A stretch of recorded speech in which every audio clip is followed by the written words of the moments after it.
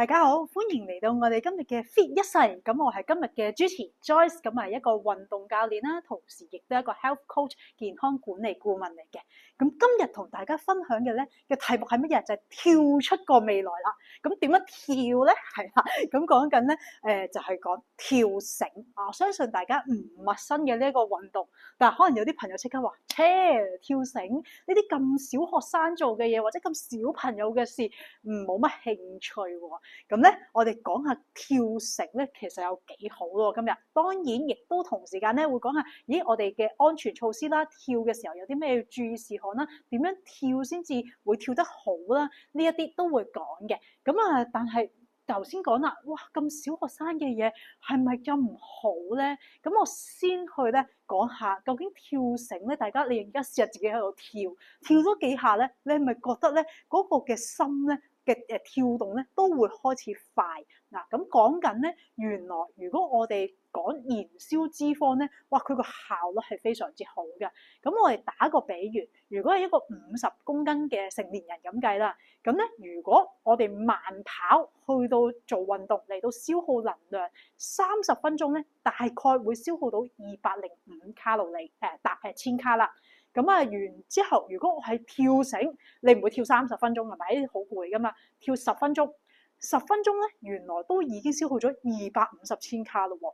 咁即係話咧，佢個效率係遠遠高於慢跑嘅啊。咁所以如果我哋一個香港人講效率嚟講嘅話咧，跳繩絕對係一個好好嘅選擇。如果你想燃燒多啲嘅能量。好啦，咁當然啦，除咗你話燃燒多啲能量，佢屬於啲乜嘢嘅運動類型咧？我哋係咪成日講做帶氧運動好啊，定係肌力鍛鍊好啊，定係伸展運動好？嗱，咁當然每一個嘅運動咧，我哋成日都講，佢唔係一個純粹心肺或者純粹帶氧嘅運動嚟嘅。咁佢通常都會有啲 mixture，有啲混合咗喺裏邊。咁而跳繩，大家可以想像到啦。頭先我哋講一路跳，我哋嘅心跳會加快好多嘅。咁所以咧，一定係同心肺訓練有關啊！你會好快就喘氣啦，好快爆汗。咁啊，而第二樣嘢咧，就係當我哋跳嘅時候，大家會喐動到啲咩？係咪我哋嘅小腿啦，我哋嘅四頭肌啦，我哋個 pat pat 啦，跟住其實我哋嘅 core，我哋嘅核心肌群咧，都會涉及到。所以話跳繩咧，佢亦都屬於一個全身性嘅運動之餘咧，我哋亦都係強健緊我哋嘅腿部肌肉、我哋嘅臀部肌肉、我哋嘅呢一個嘅腰部同埋我哋嗰個嘅核心肌群。所以有啲朋友如果我哋去到想鍛鍊多少少腿部嘅肌力嘅時候咧，呢一個跳繩都係好好嘅活動嚟嘅。因為當我哋四頭肌夠力，我哋唔容易膝頭哥痛；當我哋嘅 pad 有力，我哋行得穩陣啲，平衡力都會好啲，亦都腹肌啦，再加埋我哋個 pad 加埋個肌肉好咗嘅時候咧，亦都唔容易腰酸背痛。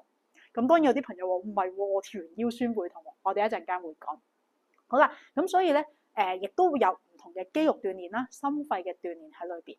咁仲有咩好處咧？就係當我哋跳嘅時候，或者我哋就咁行步行呢一啲，係咪都係屬於負重運動啊？大家可能都有聽過負重運動，亦都會咧有助我哋預防骨質疏鬆，會增強我哋嘅骨質。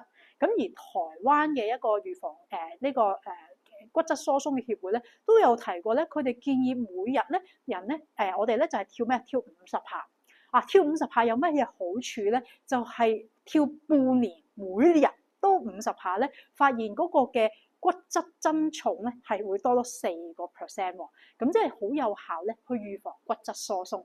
咁所以大家聽完咗咁多，係咪覺得都幾唔錯喎？我都想咧去做下呢一個嘅跳繩嘅活動。咁跟住我嚟呢一個環節咧，我哋就會去講下點樣跳啦。咁當然咧，一陣間就會有另外一個同學仔咧，去到出場就係咧示範跳。咁喺佢示範跳之前咧，我都再講下咧，我哋事前有啲咩準備。咁當然另外就係有啲朋友話：咦，我跳我知係好，但係會唔會傷膝頭哥咧？有時跳得唔好，可能膝關節腳腕嘅關節都唔係咁好喎。咁當然係有個前提嘅，跳繩咧我就唔建議大家，如果你已經體重超標啊、超重，即係你嘅 BMI 多過23，或者甚至乎已經多咗24啦，咁我就唔係太建議住。始終咧都係咧膝蓋嘅負荷咧會多咗啲。咁但係當然你話唔係喎，我都會去慢跑嗰啲。咁其實咧，如果我哋相對跑步係咪已經一個比較安全嘅運動啊？跳繩比跑步個膝頭哥更加冇咁大嘅傷害啊！因為我哋跳咧，只係一個咧好輕輕咁樣彈下彈下，咁咧係一個垂直嘅運動嚟嘅。咁所以嗰個膝頭哥嗰個嘅受傷或者佢嗰個撞擊力咧，係冇跑步咧係咁多㗎。啊，咁所以如果你本身冇一啲膝頭哥嘅問題嘅話咧，跳繩係一個非常之好嘅選擇。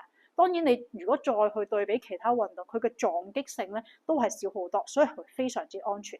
而且你可以自己一個人喺屋企就做到啦，你有條繩就做到啦，係咪？咁一陣間我都會講下咧。而家坊間除咗你話跳繩，我而家呢度嘅高度唔係好高，咁咧你可能如果用跳繩嘅話咧，可能咧就會發到或者屋企冇咁方便，冇咁大嘅面積，咁咪用呢一啲。講緊咧冇繩嘅啊，咁但係咧，你會見到有啲工具呢啲有個波喺度，有個重量喺度，你就會有少少咧似係跳緊繩嘅狀態。如果你就咁嗰條繩喺度，即係冇呢個最嘅重量嘅嘢，就咁揈咧，其實冇乜料到嘅，即係你會覺得我真係跳緊咩咁樣，係啦，咁啊一陣間會再講啊，咁所以咧膝頭哥唔好嘅或者超重嘅，我就唔建議跳啦。咁啊，當然我哋跳嘅時候，我哋一陣間都會講下示範一下點樣保護我哋嘅膝頭哥嘅關節。咁當然咧，最好就係你要預備你跳嘅位，就最好係一個比較軟嘅地，即係可能草地啦。跟住又或者咧，你可能係啲木嘅地板，佢有少少防震啦、避震啦，或者你屋企嘅話，最好就擺一啲瑜伽席啊，又或者跳繩嘅氈，係啦，咁你跳嘅時候咧，你就有啲避震嘅功效。太腍唔得㗎嚇，咁啊太腍嘅時候立俾你又跳唔起係咪？咁所以咧，佢有少少嘅彈性喺裏邊。咁當然亦都係 OK 㗎，就係防止你跳嘅時候太嘈親樓下啦。咁啊，所以咧，我哋而家咧就邀請另外位朋友出嚟啦。即係我哋運動工作坊就示範一下咧，我哋點樣去做呢個跳繩。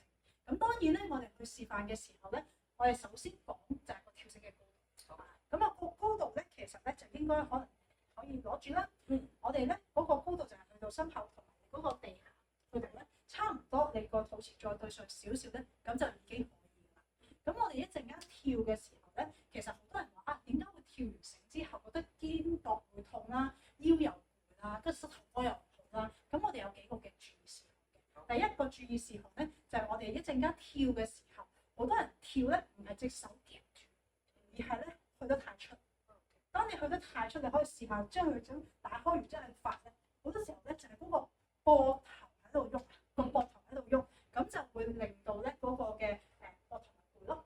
好啦，咁當然所以我哋一陣間係夾住嚇，咁咧就即係隻手喺度喐。咁但係當然啦，有啲朋友就唔係好識跳繩喎，就因為咧嗰個配合。咁我哋點樣配合咧？你可以揾啲 headphone 啊、earphone 啊嗰啲，去試下揈下先嘅，試下揈一揈。我哋一陣間再講。係啦，咁呢個咧你就會有啲嘅感覺。我哋點樣轉動？係啦，其實你會發現咧，我哋轉咧都係其實係個手指公轉，即係你可以咧俾我示範下，即係可能係咧呢個手腕去到轉咁樣嘅啫。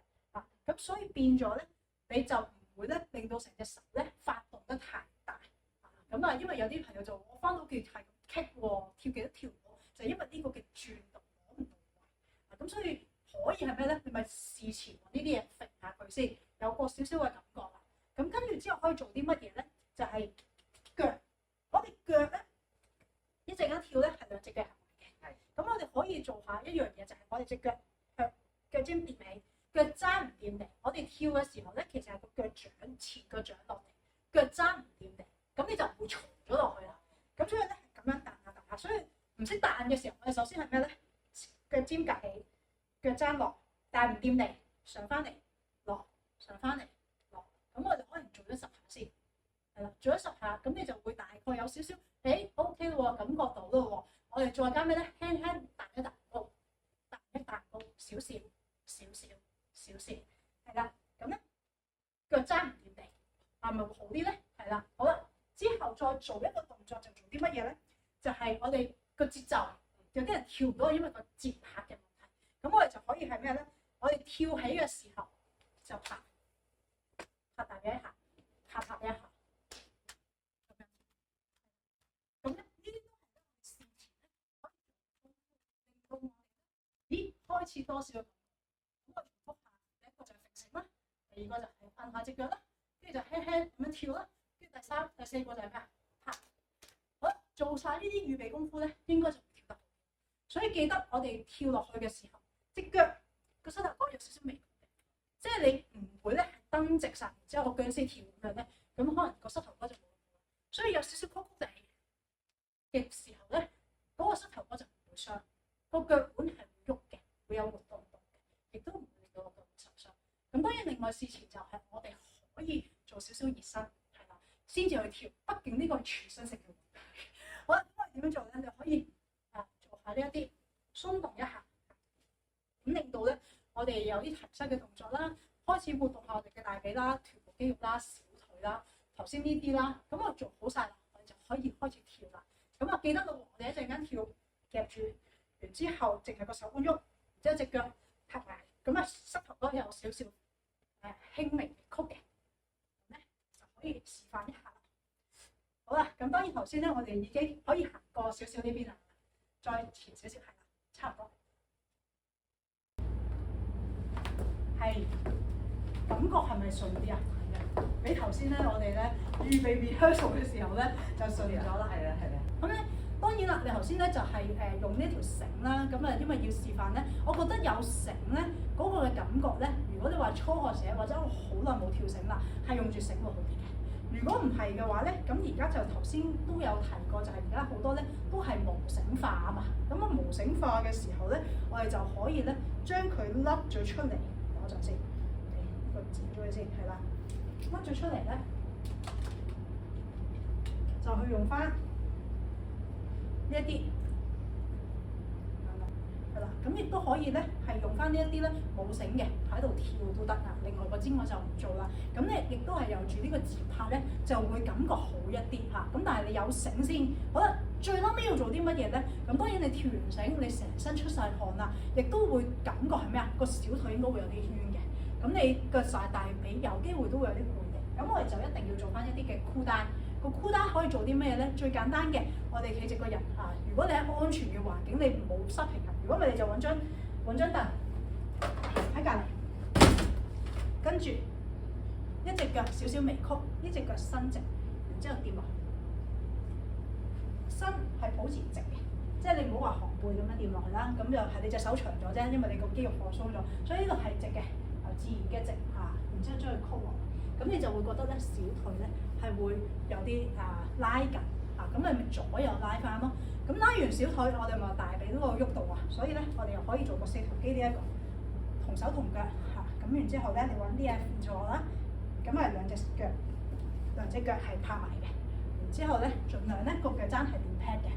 咁咧你咪 hold 住大概10至20秒啊，咁樣嘅時間，咁你就可以放鬆啦。咁啊講翻轉頭，你話咁我跳繩應該跳幾耐咧？咁咧最好咧就係你1分鐘咧可以跳到50至60下咧，就會比較標準一啲最少啦。咁所以如果你可以嘅，你咪跳2分鐘，2分鐘即係大概100至120下，跟住休息30至到1分鐘，30秒至1分鐘嘅時間，你可以做4組咁咧都係一個好好嘅運動啦。咁你話我想再進階啲喎，咁咧再爆汗啲可以做啲咩方法咧？就係20秒快嘅，10秒慢嘅。再20秒快嘅，10秒慢嘅，用大概2分鐘嘅時間，跟住之後你就休息，大概都係30秒至1分鐘，跟住再嚟多一組20秒、10秒、20秒、10秒，咁咧做3組咁大概咧呢一個大家應該都會 feel 到爆晒汗好燃燒我哋嘅脂肪，但係當然大家係要飲食得當嘅，如果唔係你食翻落去咧，可能仲唔多咁頭先講咧，我哋都會增加我哋骨質密度，咁呢個都係需要咧補翻充一啲嘅鈣質，你先至有材料去做㗎。如果唔係淨係做負重運動，你冇材料俾個身體咧，都砌唔到啲骨頭出嚟嘅。咁咁呢個少少咧提翻大家啦。咁仲有咧就係嚟緊就會播一條片咧，就一個小朋友佢學校裏邊咧就玩呢個兒童跳繩。咁我哋不如播一播咧阿依彤條片俾大家睇。咁等大家咧，你話哇，我除咗跳呢啲，我係咪仲有其他嘅動作可以跳嘅咧？咁就可以睇後邊啦。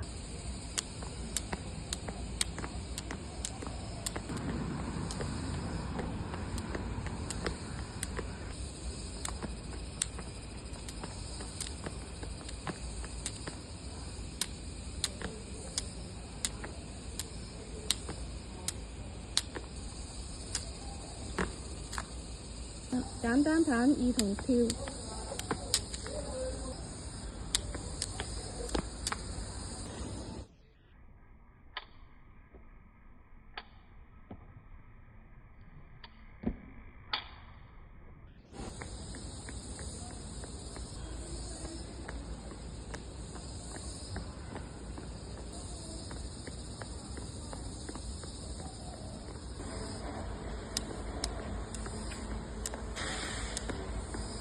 多謝依彤嘅示範。今日咧就去到呢度啦，拜拜。多謝依彤嘅示範。係啦，記得個頭哥嚟調曲嘅。快啲，快啲，快啲！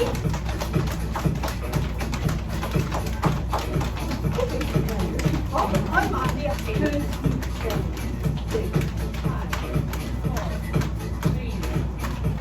喺屋企咧就跟住就